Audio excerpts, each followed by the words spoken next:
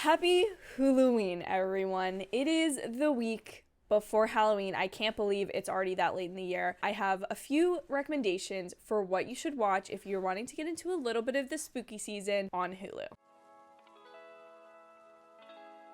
So my first recommendation is something I somehow tend to watch unintentionally every single October, which is Scream Queens, the series that I believe was on Fox for 2 seasons. It follows a group of sorority girls on a campus where Jamie Lee Curtis, the Scream Queen of them all, is the dean, and there are murders occurring on campus. And this sorority is caught in the middle as a target of the Red Devil, a murderer who is wearing the mascot uniform. This show is so sort of campy and perfectly Ryan Murphy-esque. Like, if you are someone who has always kind of wanted to dip your toe in the American Horror Story realm, but is like, I can't watch that because that is me, I highly recommend Scream Queens because the production design is magnificent. The characters are so much fun. There is such a good mystery at hand. Like, if you grew up watching TV in the 2000s, like grew up here through that period of time, you're going to love most of the actors involved. I'm a huge fan of this series, even though it's so short-lived. I really recommend it to people if you've never heard of it, because I feel like with only having 2 seasons, like, no one really remembers it unless you watched it live on TV. But oh my gosh, is it the best. Also, really just want to point out the way that I really feel like Hulk/Frankenstein lighting here with the green for Hulu and then this purple. I don't know why, but that combination is so satisfying to me. So hope you appreciate it too. Before we get into my next recommendation, I want to give a big thanks to INDV Apparel, the sponsor of today's video. INDV Apparel is a small business that is focused on helping you express your individuality through your clothing and accessories, whether it be rings, jewelry, necklaces, or even skeleton jeans, which are so sick. Some of my favorite things from INDV are the rings that they have. They make me feel so witchy and powerful for the fall season. And then they have a ton of cute stuff like their butterfly collection, which is their most popular stuff, and I totally see why. It is absolutely fantastic. INDV has both a website and an Etsy shop, so go over to indvapparel.com or etsy.com/indvapparel and use code SASHA10 for 10% off your order. Again, thank you so much to INDV Apparel for sponsoring this video. Let's get back to my next recommendation. Next on the list is The Twilight Zone, the anthology series of all anthology series, in my opinion. Sure, Black Mirror is good, but the themes from The Twilight Zone still resonate today. It's so impressive to me what was able to be accomplished with this show on a broadcast network at the time as an anthology series. Like, now, today, there's so many anthology series that people know by name. They understand what an anthology series was. But at the time, The Twilight Zone was created to explore some of the deeper social questions of the time in a creative format. And the creator of the show was able to get away with a lot more, despite the fact that broadcast channels at the time were very strictly under certain regulations. There was a lot more leeway because this series was technically classified as sci-fi or fantasy.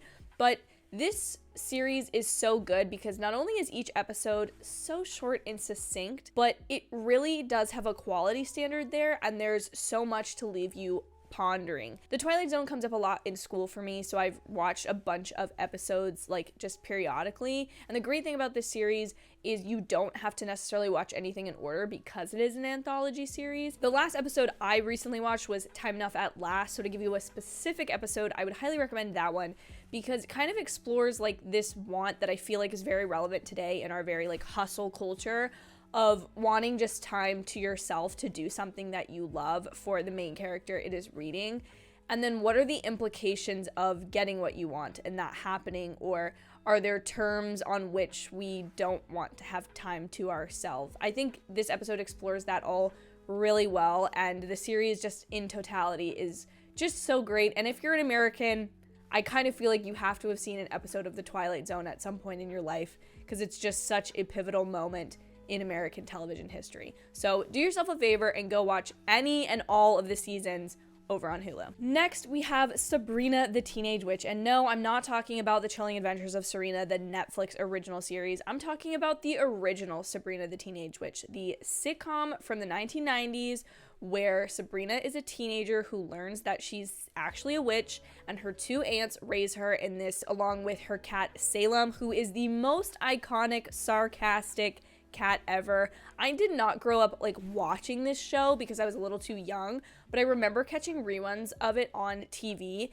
and Salem is just the funniest. His sarcasm just makes the show, and also it's just such a fun, like, non-traditional sitcom in the sense that she's a witch. She's raised by her two aunts as opposed to her mom and dad. And I think this would make like a really fun double feature with like WandaVision if you were kind of wanting to compare them, because obviously WandaVision has those same witch elements and sitcom elements. Sabrina is also filled with so many great pop culture references, and if you have seen the Netflix show but never seen this one, it might make for kind of a fun comparison. Next, we have Brooklyn Nine-Nine, but specifically the Halloween heist episodes. And if you go to the little Huluween tab on Hulu, you will be able to find all of these Halloween heist episodes listed out for you. So you don't even have to bother about clicking season whatever and then finding that specific episode. You can watch all of them. If you've never seen Brooklyn Nine-Nine, it's a kind of mockumentary series, not in the same fashion as Parks and Rec and The Office. We never have like sit-down interviews with the characters, but it does have that mockumentary style that I think really freshens up a workplace comedy. It's also really different because most police shows are very procedural dramas,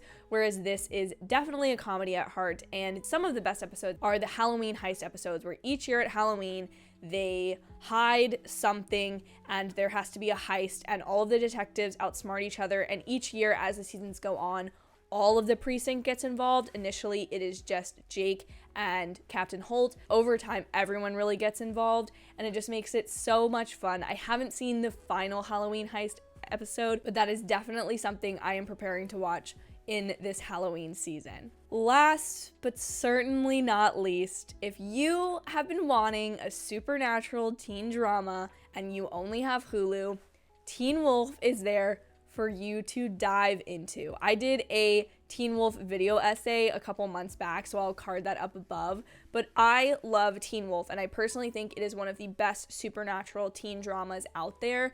Yes, there's Chilling Adventures of Sabrina, and there's also Vampire Diaries and plenty of other shows, Buffy the Vampire Slayer to name others, and there's even the Twilight movies. But what I think makes Teen Wolf so special is how funny it is and how much I love how each of the characters are defined and explored, and also the way that there's Dylan O'Brien in the show. I mean, like, if that's not enough to sell you, I don't know what is. But Teen Wolf is loosely inspired or based on the Teen Wolf movie from the 80s. Scott McCall, the main character, is bitten by a werewolf and tries to go through the process while also trying to survive high school as somewhat of an outsider. And he and his best friend Styles try to explore that journey together. I think there's a lot of really great lore building of werewolves and werewolf hunters and other supernatural species. Not everything is thrown at you at once, and I think that makes for a really nice show to kind of get into this supernatural world. I just think the show balances drama and comedy so well. It isn't afraid to go on the darker side because it was once on MTV back when MTV did scripted programming, and there's also fantastic music in Teen Wolf. Like, sometimes you'll just be like, someone should really make a playlist of all of these things. So like this video if you want me to go ahead and do that. But if you've never checked out Teen Wolf before, go ahead and give it a shot because I don't think you'll regret it. There are plenty of other things to binge on Hulu, but those are my recommendations. Let me know down below which of those you're planning to watch or what else you are excited to see on Hulu this October before it's over. It's crazy that it's flown by. Thank you all so much for watching. I so appreciate your support. Do not forget to subscribe down below if you're not already. I do plenty of these recommendations as well as recaps and reviews of media across broadcast, cable, streaming, and in the theaters, so you aren't going to want to miss that. Thank you all again. Have an absolutely amazing day, and I will see you in my very next video. Bye, y'all.